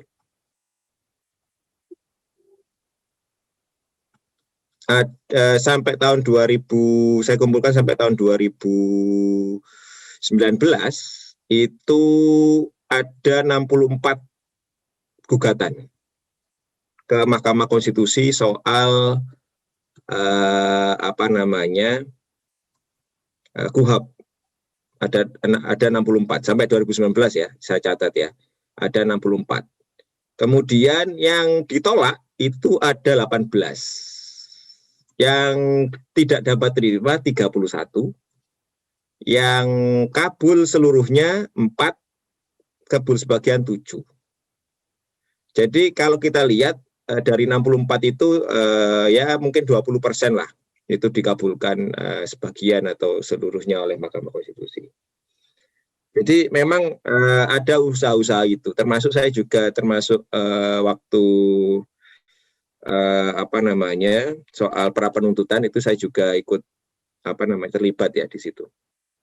Cuman masalahnya ini kan perubahannya parsial dan harusnya setelah Mahkamah Konstitusi merubah itu kan juga harus diikuti oleh perubahan undang-undang oleh DPR dan pemerintah. Itu yang tidak dilakukan segera. Dan jangan lupa ada juga putusan Mahkamah Konstitusi yang tidak dipatuhi. Dan tidak sedikit itu yang tidak dipatuhi oleh pemerintah ya. Misalnya Kejaksaan juga sempat menolak putusan Mahkamah Konstitusi soal PK lebih dari 1 itu. Masih ingat nggak? PK lebih dari 1. Itu Jaksa Agung kan marah-marah. Dan mereka nggak mau tunduk. Ini juga kan. Jadi itu terjadi begitu. Karena bagaimanapun juga saya kira MK cukup membantu tapi tidak signifikan menurut saya ya. Karena dari 64 hanya 20%-an yang dikabulkan dan yang paling signifikan memang kita harus akui soal pra-peradilan yang perluasan penetapan tersangka. Ya menurut Pak Mukti blunder, tapi itu bagus menurut saya. Terlepas pro kontra ya. Penetapan tersangka itu bisa diuji oleh hakim pra-peradilan. Tapi saya menyambut baik. Tapi yang kita lihat ini kemauan pemerintah ini juga harusnya kan setelah putusan MK itu segera direvisi kan KUHAP, minimal bikin hukum acara pra-peradilan. Hukum acara pra-peradilan tidak ada. Jadi hukum acara pra-peradilan hari ini kan seperti perdata. Yang siapa yang punya surat dia yang menang, ya enggak? Jadi misalkan penangkapan, penahanan, asal polisi mengeluarkan surat udah sah. Ya kan? Ya kalau suratnya di tanggal mundur, kita tahu nggak itu di tanggal mundur atau enggak? Kan kita nggak bisa cek. Makanya pra-peradilan lemah soal ini. Kemudian ya hukum acara di undang-undang tertentu itu banyak sekali memang. Dan ya seperti Tipikor juga punya sendiri. Kadang-kadang di setiap undang-undang undang-undang undang-undang kehutanan, illegal logging juga punya hukum acara sendiri kan. Itu jadi kacau menurut saya ya. Penting punya satu kodifikasi itu loh. Karena ini kan inquisitorial, civil law. Kalau semakin banyak kan semakin mudah diinterpretasi dan kacau. SPPA berhasil. Kok saya riset ya tahu ya, saya riset itu tahun 2014 soal SPPA di Jawa Timur sih. Dan saya mengikuti beberapa riset terkini teman-teman NGO juga. Kemarin baru ada launching laporannya Puskapa UI soal sistem peradilan pidana anak. Masih banyak masalah ya. Saya tidak berani ngomong ini berhasil. Jadi temuan saya misalkan di Malang, di beberapa daerah di Jawa Timur, 3 Polres, itu saya kira masih belum berhasil. Karena tidak ada sinergitas antara, karena ini kan ada diversi. Diversi itu kan yang sementara ini pengembalian ke orang tua yang banyak. Sama ganti rugi. Yang kerja sosial, kemudian pendidikan, kemudian yang diversi model lain itu setahu saya ya, di Jawa Timur belum ada. Karena kan harus kerjasama dengan pemerintah daerah kan. Nah ini ego sektoral lagi, anggarannya siapa gitu kan. Nah itu saya coba advokasi di Malang waktu itu juga tidak mudah. Karena P2T PKA yang perempuan itu saya riset dulu tahun 2012, awal-awal 2014 ketika Undang-Undang SPPA diberlakukan, dan 2 tahun setelah itu kan. Itu juga tidak mudah. Peradilan HAM berat. Nah itu kan peradilan politik memang desainnya harus ada DPR macam-macam. Memang dibuat obstacle. Ini menariknya di Indonesia dan negara-negara lain. Obstacle itu dibuat tidak untuk melindungi korban, tersangka yang kecil-kecil, tapi untuk kepentingan aktor-aktor politik. Obstacle-nya banyak. Due prosesnya itu kalau untuk yang elit itu mewah sekali. Tapi untuk pencuri kakao macam-macam nggak ada due process, nggak dibikinin due process. Kira-kira begitu ya Pak Mukti. Jadi ya tadi judicial review begitu, memang ada itu, tapi semoga ini kan mau ada pembahasan KUHP lagi saya dengar ya. Saya kira kita perlu mengadvokasi bareng-bareng agar ada pembatasan yang lebih kencang begitu.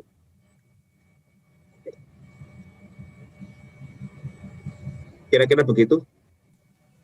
Baik, terima kasih. Gimana Pak Abdul Mukti? Ya, sedikit berkomentar sekali. Ya, ya terima kasih. Memang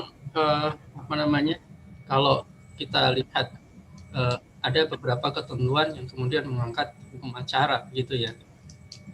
Tentang sistem peradilan anak tadi itu, maksud saya adalah itu berhasil diterapkan meskipun ya tetap tidak sempurna. Tapi kalau yang peradilan HAM itu kan sama sekali tidak. Tapi maksud saya bukan di sektor itunya, tetapi betapa banyak peraturan perundang-undangan kemudian membuka ruang untuk membuat satu tata cara penegakan sendiri atau hukum acara sendiri. Sama halnya ketika undang-undang sifatnya material yang mengatur semua undang-undang itu harus ada pidananya. Hanya kemudian lari menentukan bahwa semua bersifat lex specialis, katakanlah begitu. Nah, lama-lama pembahasan ini sama dengan pembahasan nanti di KUHP. Bagaimana mengkodifikasikan atau menyatukan atau mengunifikasikan ketentuan peraturan itu menjadi satu rujukan yang sama begitu.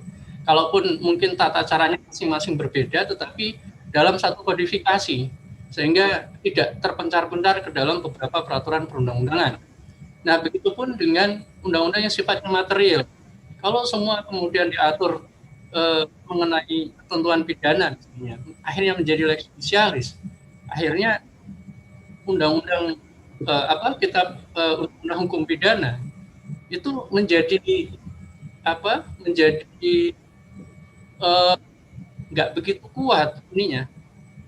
Karena setiap kali muncul undang-undang ada ketentuan pidana. Mungkin pembentuk undang-undangnya berdasarkan undang-undang pembentukan peraturan perundang-undangan diniatkan supaya undang-undang itu tidak tidak mospro begitu ya bahasa Jawanya, atau tidak ada kekuatan mengikat bagi adanya undang-undang itu sendiri.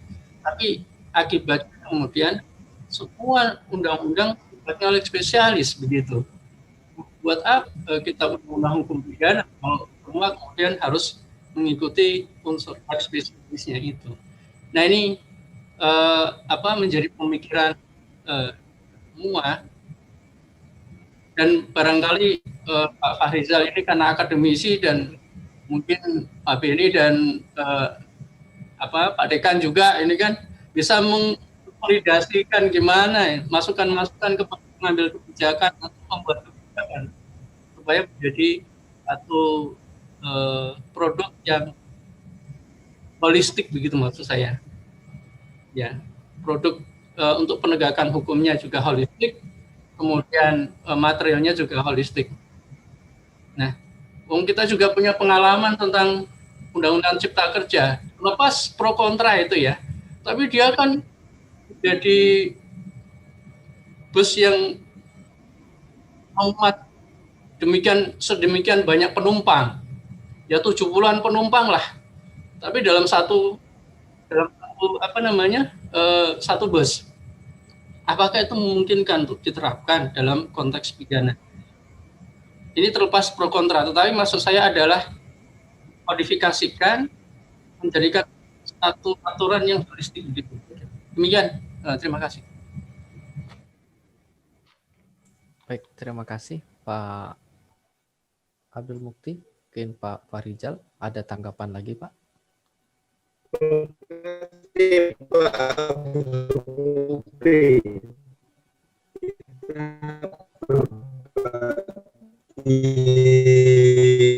Keresahan yang sama soal ini.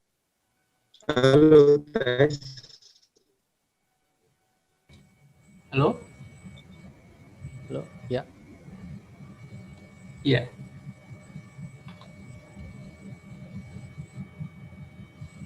Gimana?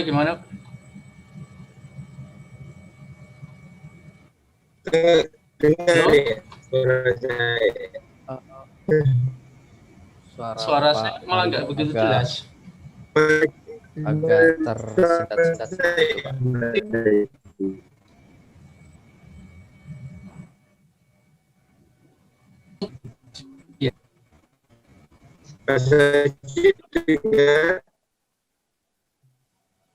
Agak terputus-putus apa tersendat-sendat seperti itu Pak suaranya.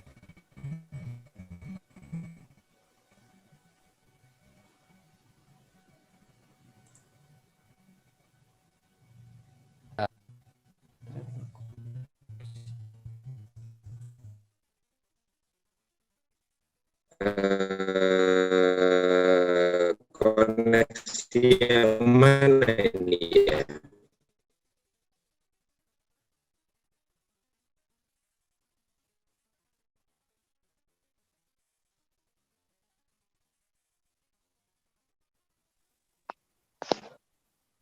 Masih jadi ada yang ngitung ada kalau nggak salah peningkatan jumlah pemidanaan.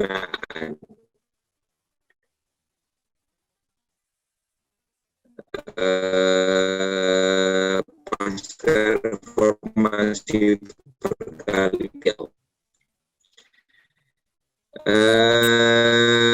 2 bulan lalu saya bikin webinar itu di Persada soal urgensi undang-undang pokok sistem peradilan pidana. Awalnya saya biasanya Belanda atau Jerman atau Prancis begitu.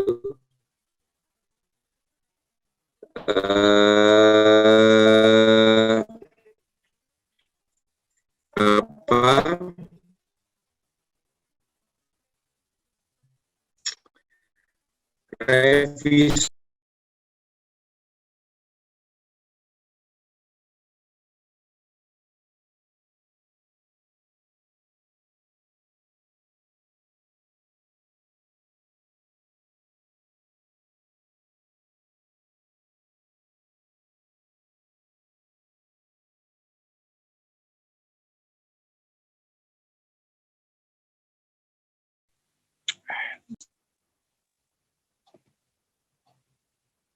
Halo,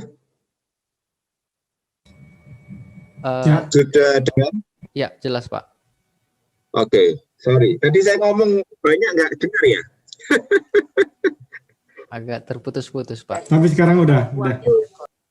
Sekarang udah. Saya ulangi lagi dari mana tadi? Aduh, kacau ini. Ya, soal Pak. soal ini kan, soal apa namanya, undang-undang yang bermacam-macam kan, parsial. Jadi ya tadi ada, halo, Ya, ya, terdengar Pak. oke, dengar ya, jelas ya, jelas ya. Ya, jelas. Ya, saya ulangi lagi kalau gitu dari awal. Apa dari mana tadi saya ngomong? Intinya gini, ada riset bagus dari Anugerah Rizky Akbari itu yang nulis soal apa tren kriminalisasi yang meningkat pasca reformasi. Jadi tren di parlemen itu apa namanya mengundang apa melakukan kriminalisasi dalam kutip membuat pengaturan pemidanaan hampir di setiap undang-undang yang mereka keluarkan. Itu kan bikin apa kemungkinan overload penjara juga dari situ kan. Satu, itu nggak sinkron antara undang-undang satu dengan undang-undang yang lain, juga nggak sinkron. Yang menarik itu dia juga nemukan misalkan di undang-undang penyiaran itu, dia tulis kenapa sih penyiaran itu ancaman pidananya 5 tahun misalkan. Ya itu ternyata nggak ada pertimbangan khusus, hanya suka-suka saja begitu. Nah, itu kemudian ya kalau di Belanda itu, ya ini saya kembali lagi ke soal ini ya, soal banyaknya aturan pemidanaan, hukum acara yang bermacam-macam, jadi soal olah-olah lex spesialis yang satu lain yang satu tidak. Di Belanda itu kan hukum pidana khusus dan pidana umum. Pidana khusus, ya kalau kita diistilahkan kan begitu, kalau di sini kan Bijzonder Strafrecht dan Strafrecht itu kan. Bijzonder itu ya Strafrecht yang di luar KUHP, Wetboek van Strafrecht. Lah Wetboek van Strafrecht sama Wetboek van Strafvordering yang KUHP itu 2 tahun sekali direvisi dan revisinya parsial. Jadi misalkan ada mau undang-undang ITE yang nggak dibuat ide undang-undang ITE dimasukkan di pasal di KUHP, dimasukkan begitu.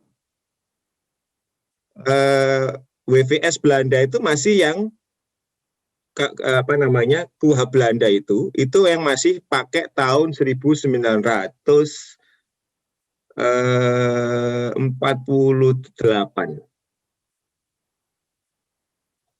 Jadi KUHP Belanda itu masih yang 1948.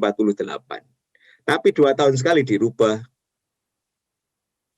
KUHP Belanda, KUHP, Wetboek van Strafrechtnya Belanda itu 1886 kalau nggak salah. KUHP ya, yang dipakai hari ini. Tapi 2 tahun berubah. Dan para profesor hukum pidananya itu suka bikin komentar hampir 2 tahun sekali juga. Ini salah satunya ini. Nah, ini bukunya ini. Nah, segini tebelnya. Ini yang pidana ya.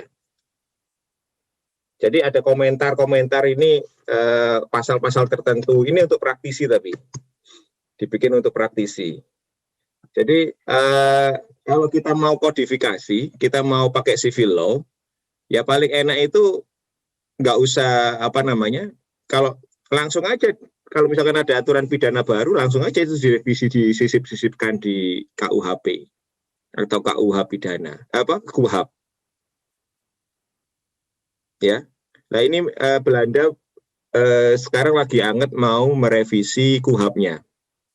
jadi kodifikasi penuh. Tapi sama juga, cuman tinggal restrukturisasi katanya. Salah satu tim perumusnya kan pembimbing saya. Jadi kemarin dia cerita sekarang lagi bahas itu. Tapi yang sekarang berlaku adalah KUHP tahun 1948 yang direvisi tiap 2 tahun. Jadi ini karena kodifikasi itu kan apa namanya, ya hukum kan selalu ketinggalan di masyarakat ya. Nah ini kalau misalnya KUHP 81 nggak apa-apa sebenarnya, tapi direvisi aja tiap 2 tahun. KUHP direvisi aja. Kenapa harus bikin undang-undang baru? Kan begitu kan? Apa susahnya? Kalau misalkan mau jadi omnibus ya nggak apa-apa juga. Tapi omnibus itu kan apa namanya, banyak kelemahannya karena apa? Sinkronisasi kan nggak bisa buru-buru. Ya kan? Kemarin yang jadi masalah di omnibus itu kan sinkronisasinya. Jadi hantem kromo dia pusi semua kan? Padahal itu ada poin-poin penting. Jadi memang apa namanya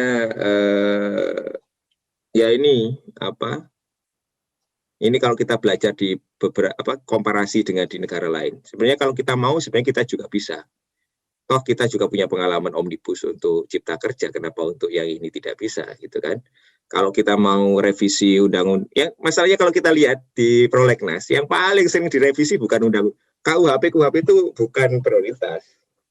Yang paling sering direvisi itu undang-undang pemilu, undang-undang partai politik, undang-undang apa, yang soal-soal begitu, undang-undang Minerba, undang-undang katanya orang DPR yang undang-undang basah-basah itu yang sering direvisi. Ini kan KUHP ini kan undang-undang yang ya, kemarin mau hampir direvisi KUHP, hampir berhasil, tapi kemudian ditolak banyak pihak begitu ya. Pertama karena kurang sosialisasi, kedua memang juga banyak masalah.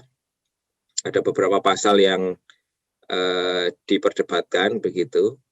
Kalau saya sih konsisten, saran saya tulis juga tanggapan ke Prof. Muladi kapan hari tahun lalu soal apa di Jakarta Post, saya bilang kalau memang susah untuk bikin semuanya, parsial saja yang kira-kira tidak diperdebatkan, yang kira-kira kita semua sepakat bahwa ini perlu dirubah. Kan banyak tuh. Itu bisa apa namanya kita parsial 2 tahun sekali konsisten itu jadi prolegnas. Terus peran Kemenkumham, nah ini juga yang namanya itu penting, peran Kementerian Kehakiman itu penting. Karena dia punya kewenangan legislasi kan. Dia punya Badan Pembinaan Hukum Nasional, dia punya Dirjen PP, Dirjen Perundang-undangan, di situ semua. Kalau nggak sinkron artinya kan ada masalah juga di Kementerian Hukum dan HAM. Ya kan? Atau di sistem pemerintahan kita mungkin yang bermasalah, saya kurang tahu. Itu ya Mas. Itu terima kasih tadi diskusinya. Baik. Sama-sama, Pak. Mungkin satu pertanyaan terakhir ya Pak dari Sri Humana. Apakah ada Bapak atau Ibu Sri Humana?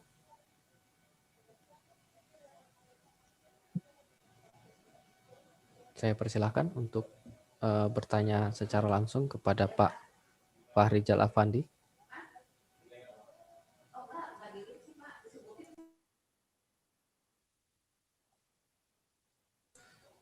Baik, mungkin saya bacakan saja ya Pak pertanyaannya. Bagaimana Bapak memandang kedudukan lembaga penegak hukum, khususnya kejaksaan, dalam sistem ketatanegaraan, idealnya seperti apa? Apakah di bawah eksekutif atau yudikatif? Karena posisi lembaga ini akan mempengaruhi independensinya dalam penegakan hukum, khususnya dalam penanganan perkara. Mungkin kira-kira seperti itu Pak Fahrizal pertanyaannya. Ya, terima kasih Mas Aji. Ya Bu Sri Humana atau Mbak Sri atau Pak Sri Humana, saya mohon maaf kalau salah.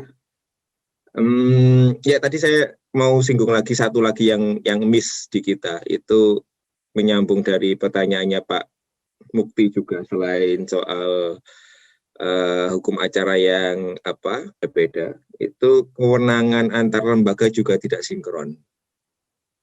polisi dan jaksa dan hakim atau PPNS itu kan tidak sinkron.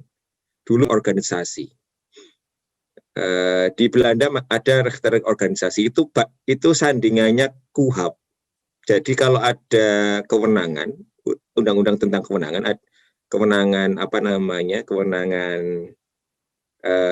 di hukum pidana, hukum acara maksudnya, ada undang-undang yang mengatur bagaimana kewenangan itu dijalankan oleh lembaga, namanya register organisasi. Dia membahas kewenangan jaksa, hakim, dan polisi yang magistrat itu jadi satu di situ. Jadi kesinkron. Belanda masih pakai itu. Kita itu sebenarnya kalau saya telusuri register organisasi di Indonesia, di Hindia Belanda, itu belum pernah dicabut. Itu kayak zombie, nggak pernah dicabut, tapi nggak pernah kadang-kadang dikutip di beberapa peraturan sampai tahun 80 saya lihat itu masih dikutip di kejaksaan, di kepolisian, tapi nggak pernah dicabut. Kadang-kadang kalau nggak sesuai nggak itu kan karena ada aturan peralihan itu kan di undang-undang dasar. Kalau itu bisa kita bangkitkan lagi untuk mensinkronkan kewenangan antar lembaga, itu akan bagus. Misalkan kewenangan untuk melakukan sinkronisasi antar peraturan antar lembaga. Ini ada Perja, Perkap, Perma, ini kan satu sama lain nggak nyambung. Ini sudah ngomong itu ya. Nah, sekarang soal posisi jaksa di mana? Yudikatif, eksekutif, atau legislatif. Dan itu berpengaruh pada penanganan perkara. Ya, to some extent, ya. Tapi kalau saya lebih condong yang dipromosikan itu independensi jaksanya, bukan kejaksaan. Di Belanda, nah ini paling enak, karena kan kita pasti pakai mereka. Itu kejaksaan itu bagian dari Kementerian Kehakiman. Open Bar Ministry, kejaksaan, itu dipimpin oleh Collega van Procureur General. Jadi komisioner begitu. Ada 4 jaksa agung di Belanda. Nggak hanya 1, ada 4. 4 jaksa agung ini mengatur soal kayak KPK ya, kayak KPK. Jadi mereka mengatur soal kebijakan-kebijakan. Lah, jaksanya itu punya status double. Sebagai PNS karena dia bagian dari Kementerian Kehakiman, kedua sebagai magistrat karena dia fungsinya seperti pengadilan. Jadi jaksa Belanda itu punya 2 kaki, di kekuasaan kehakiman dan di eksekutif. Dan mereka trainingnya itu di badiklatnya sama dengan di badiklatnya di Belanda itu, badiklat hakim dan jaksa itu jadi satu. Di Indonesia kan enggak, beda. Kalau kita belajar sejarah tahun 50-an, 45 sampai sebelum 61, jaksa itu bagian dari kekuasaan kehakiman. Undang-Undang 747, Undang-Undang 1848, Undang-Undang 151, itu menempatkan kejaksaan bagian dari kekuasaan kehakiman. Tahun 61 masuk jadi kementerian. Masuk eksekutif. Kemudian yang jadi parah dimiliterisasi, disuruh berperilaku seperti tentara. Jadi ya harus ada izin atasan macam-macam. Sebelum itu enggak. Zaman Pak Suprapto enggak seperti itu. Dulu Persaja, namanya Persaja ya. Kalau Bu Sri Humana ini dari Kejaksaan pasti tahu Persaja. Persaja sekarang namanya PJI, Persatuan Jaksa Indonesia. Persaja itu seperti wadah pegawai KPK hari ini. Suka berisik kalau di koran-koran zaman 50 sampai 59 itu kalau Jaksa Agung Suprapto kan sering berseteru dengan Presiden Soekarno dan Perdana Menteri. Ketika nangkep Menteri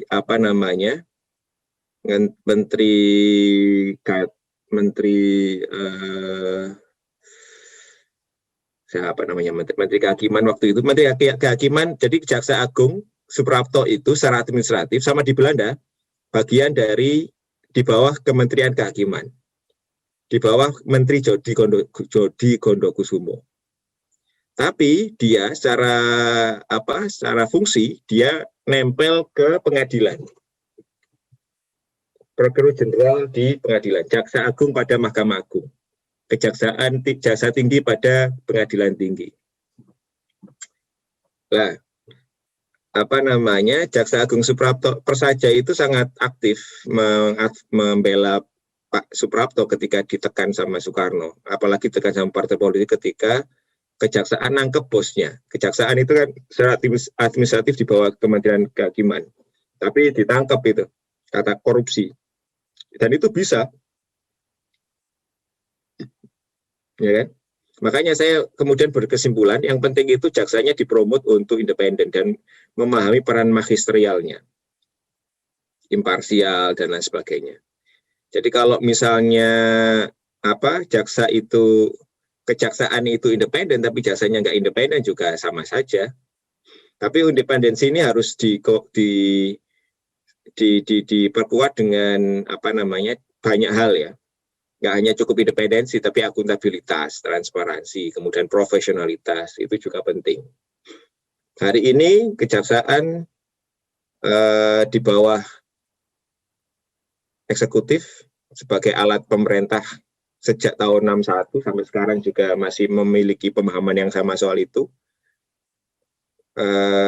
Jaksa Agung itu anggota kabinet, nah itu juga jadi kacau.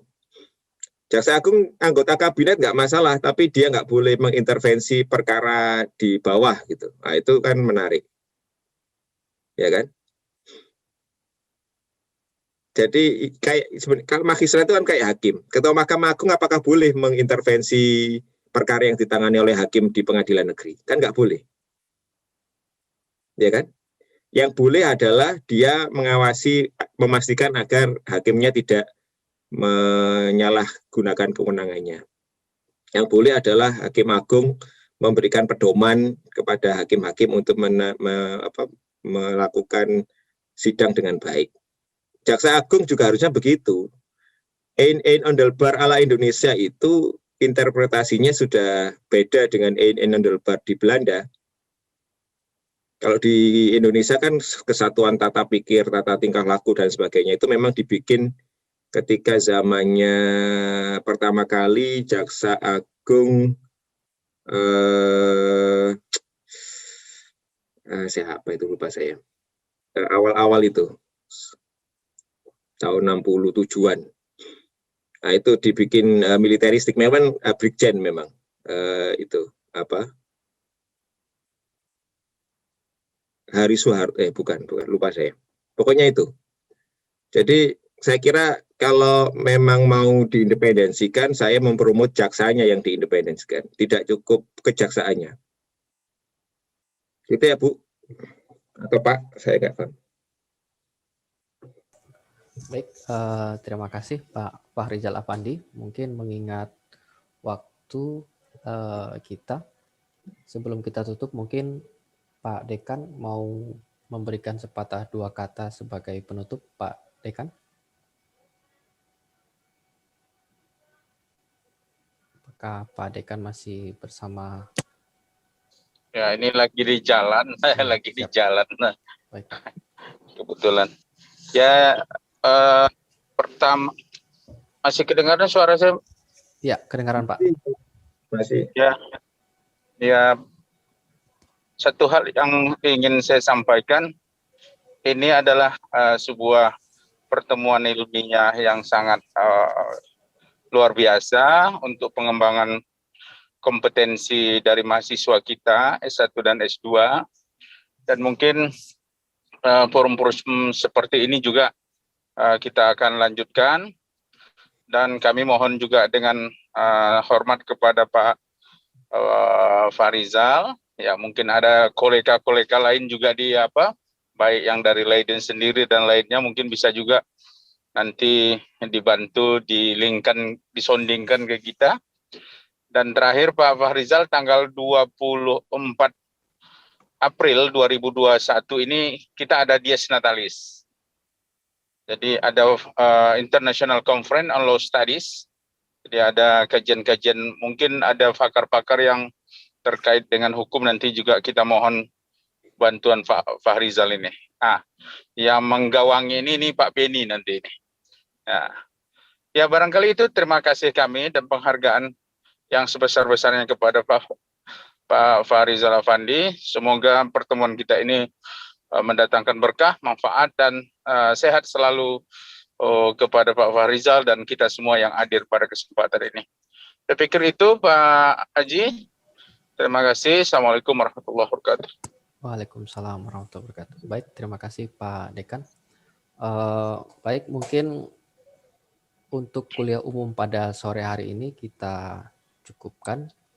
Saya ucapkan terima kasih banyak kepada Pak Fahrizal Afandi, PhD, selaku pemateri atau narasumber pada sore hari ini. Kemudian saya juga berterima kasih kepada para audiens, Bapak Ibu dosen dan mahasiswa yang hadir sejak awal sampai akhir pertemuan ini. Kemudian saya ingin memohon maaf apabila selama memimpin atau membawakan acara ini terdapat banyak kesalahan, baik teknis maupun kesalahan yang lainnya. Akhir kata, saya ucapkan terima kasih. Wabillahi taufiq wal hidayah. Wassalamualaikum warahmatullahi wabarakatuh. Assalamualaikum warahmatullahi wabarakatuh. Waalaikumsalam. Belum diselesaikan, belum selesai upload, kemudian Terima kasih Pak Fahrizal. Terima kasih Pak, ya teman-teman dari S2 juga, terima kasih banyak nih. Pak Abdiar Marbun ada, kemudian juga Pak Mukti tadi, Pak Mukti, terima kasih Pak Mukti. Siap. Ya, Terima kasih Pak Dekan. terima kasih sama semuanya nih. Ya, terima kasih. Hati-hati di jalan, Pak Dekan. Terima kasih. Ya, Hati-hati, siap. Pak Dekan. Semoga sehat selalu. Terima kasih Pak Fahrizal, Terima kasih. Oke. Pak Beni. Ya, Pak Bakir, terima kasih. Ya. adalah pengabdian dan pengabdian yang kami lakukan Pak Haji, terima kasih.